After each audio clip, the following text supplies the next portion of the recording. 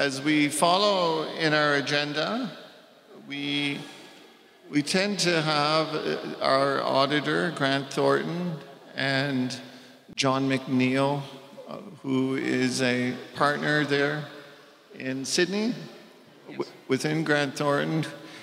He's our auditor. Very pleased to be here today, and I think a meeting like this is a really important part of your overall governance structure. I'm going to go through things fairly quickly. I don't have the full financial statement here. The full financial statement is about 50 pages. That will be posted online, but if there's anybody not able to get a copy online, we can make arrangements to get that to you. What I have is, I think, some summary as well as kind of the key pages that I see. So our role as auditor is to take your financial statement and put an opinion on them as to whether we think they're in accordance. Oh no, we're good. That's great, thank you. Yeah, our role is to put an opinion on them as to whether or not the statements are in accordance with generally accepted accounting standards. And the standards you follow are the public sector accounting standards, which are the same as every government in Canada. So that would be provincial, municipal, federal governments, other First Nations.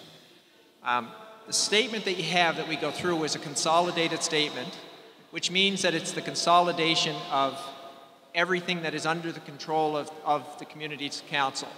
So any businesses you run, the own source revenue businesses, the different divisions, are all combined in here.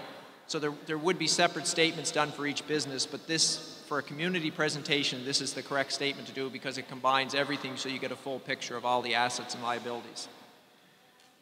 So just in terms of what we've done as an auditor is we've put an unqualified audit opinion on this report, which really means that we have not found any errors in the statements. They're in accordance with standards, and everything that we've looked for in doing our work we've been giving access to. So the couple of things I wanted to do today were first just to go through the audit.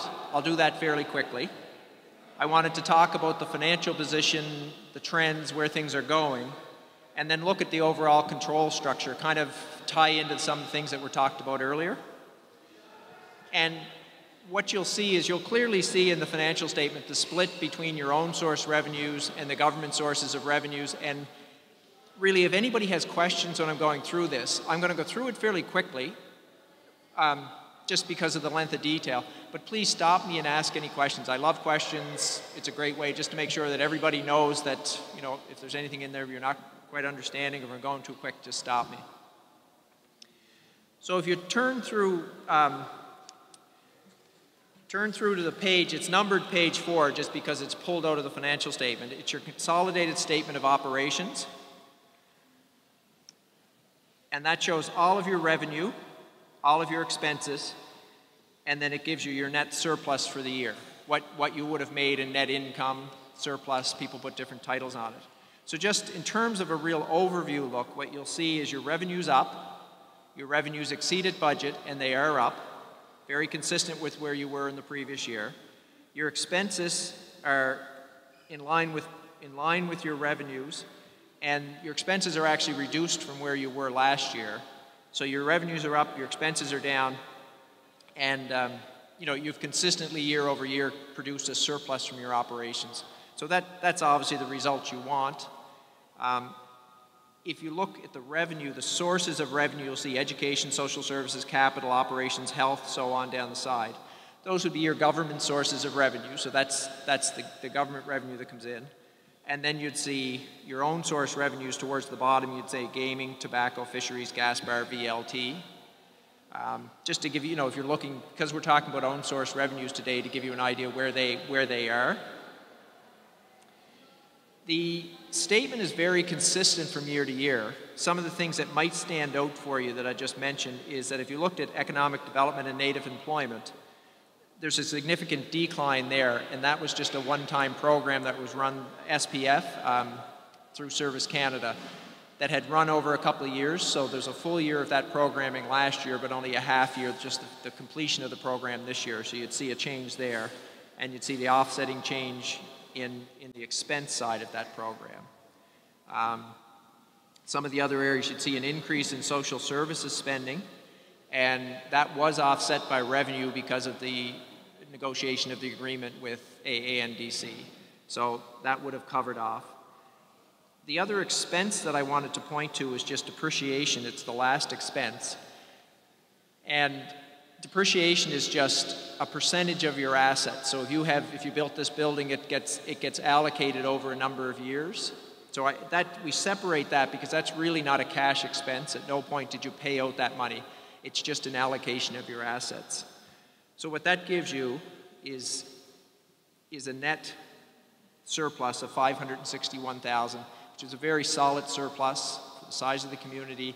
And within your budget, you had budgeted for a $110,000 surplus, and you're ending up with a $561,000 surplus. To me, that's very, very positive, and really helps with your stability in terms of preparing for your investment in own source revenue generating activities, the things you want to do in the future. So that's the statement of operations, which is everything that would have happened over the last 12 months up until March 31st. So that's the operating activity. The next page is your consolidated statement of financial position. And what this is a snapshot at March 31st of all your assets and liabilities at that point. Now, how they're sorted is financial assets are things that you can immediately turn into cash. So that's your cash that's in your bank, your receivables that you expect to come in short time. It's the things, your inventory that you're going to sell at the store or at the gas station. That's your immediate cash resources. So you'd see that your cash resources, your financial assets, grew from $889,000 to almost $1.4 million. So again, you're going to see a trend as I go through this. Everything is pretty positive this year. You'll see that the fact that your financial assets are growing is very positive. Your financial liabilities are your debts, the things that you're actually going to pay off. So that's everything from your trade payables, the people you owe money to on a day-to-day basis. It would be program funding that might have been received in advance as your deferred revenue. And it's your long-term debt, which is primarily housing mortgages. There could be some other debt in there, but it's primarily your housing mortgages. So what you'd look at is your total liabilities are $3.9 million. And that's, again, it's positive that's a decrease from where you would have been in liabilities last year. And I'm saying it's positive. It's a relatively small decrease, but the fact that it's decreasing is very positive because you're constantly building new houses, adding assets, doing those things while keeping your debt at a very consistent level. So that's very positive. So your net financial liabilities is the next line, and that's probably the key line to look at on this statement would be, that's your liabilities less your cash. It would have declined from $3.1 million last year to $2.5 million. So there's about a $600,000 decrease in your net financial liabilities. And that's, again, very positive, and I think puts you in a very stable position going forward. And then you'd look at your financial assets, your non-financial assets, which are primarily your fixed assets. So that's everything that would be your roads, your buildings, your water system, houses, all of those things. They look like they're declining from $8.8 million to $8.7. Very, very minimal decline. But you're depreciating that each year, so what that means is you've depreciated them, you've taken $500,000 as a charge against those, but then you've also rebuilt and put $500,000 of new assets in, which this year were primarily housing.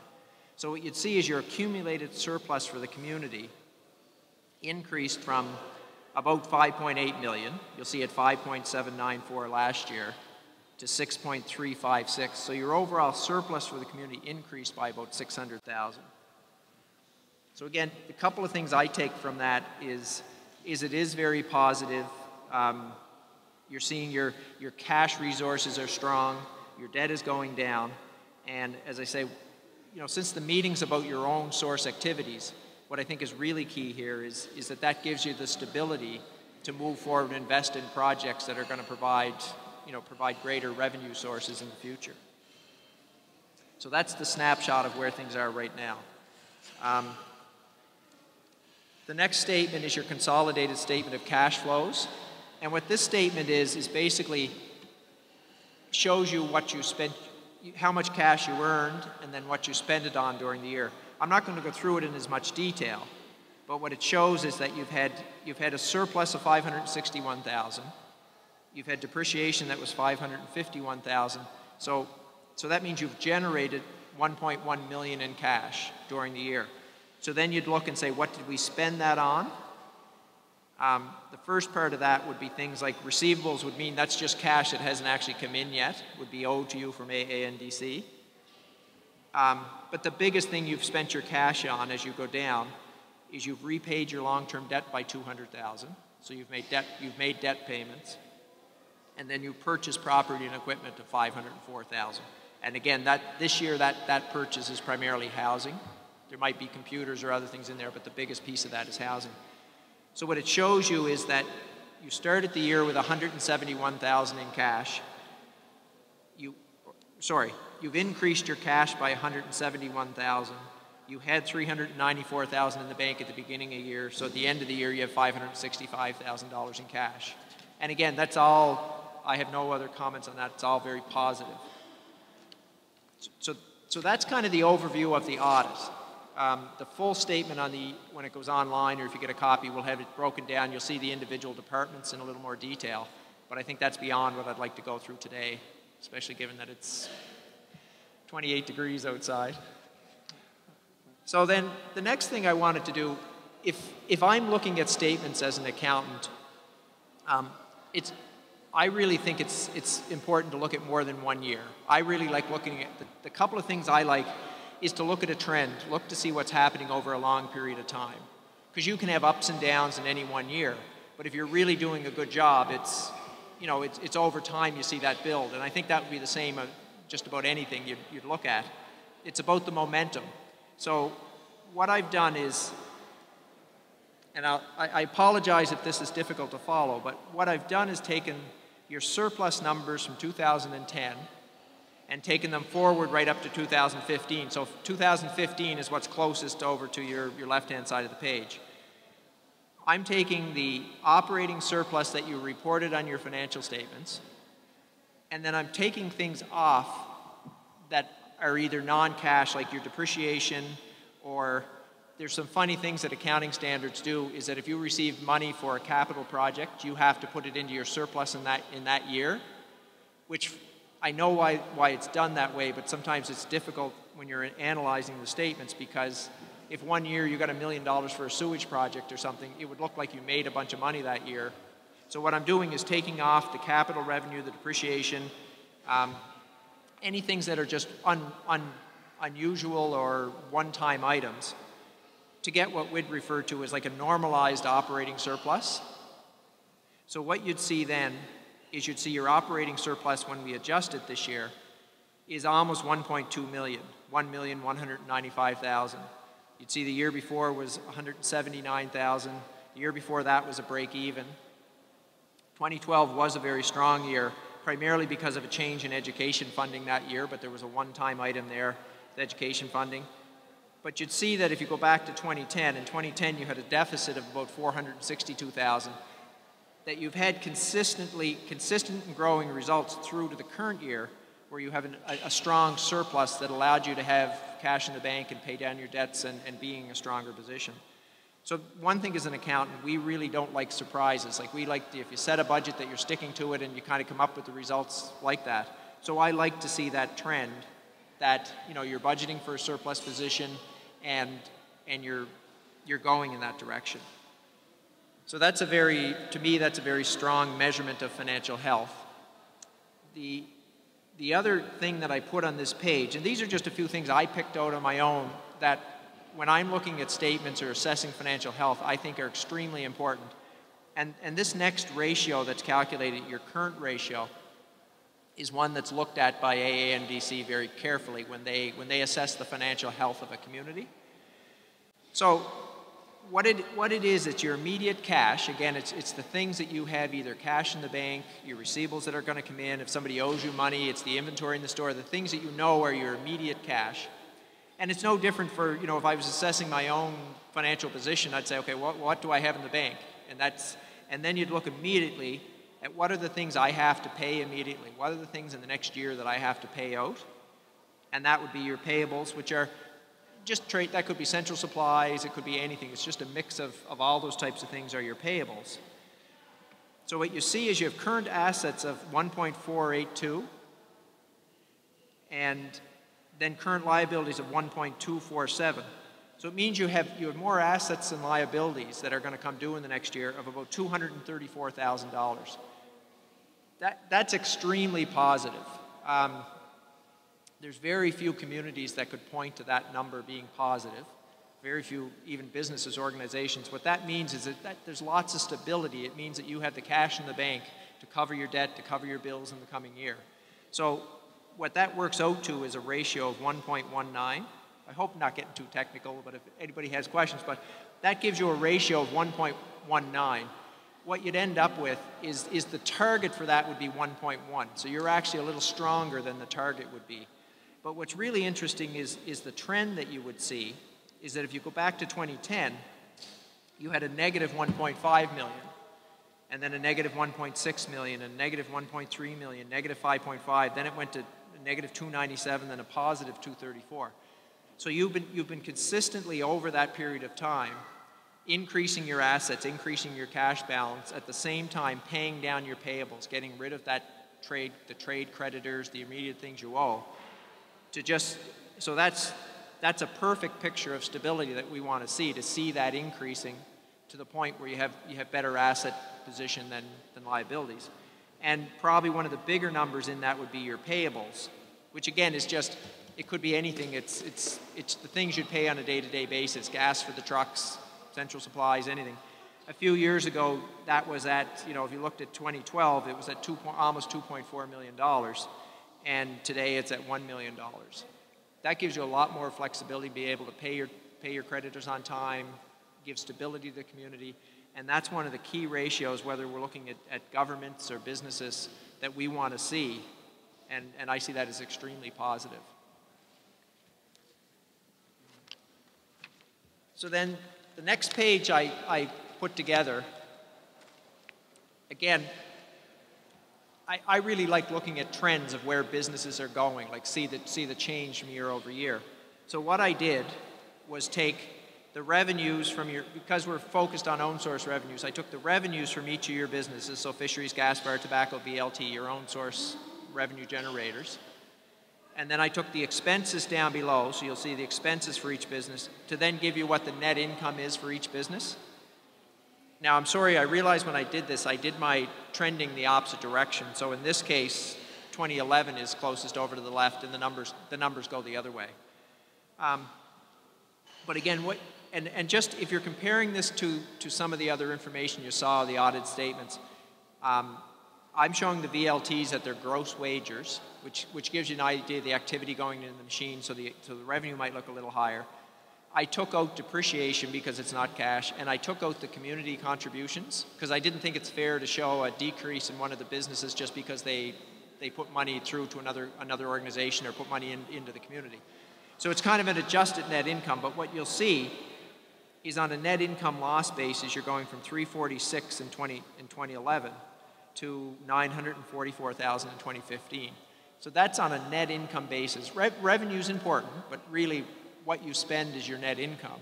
So what you're seeing there is your own source revenue businesses are now generating $944,000 to put into the community.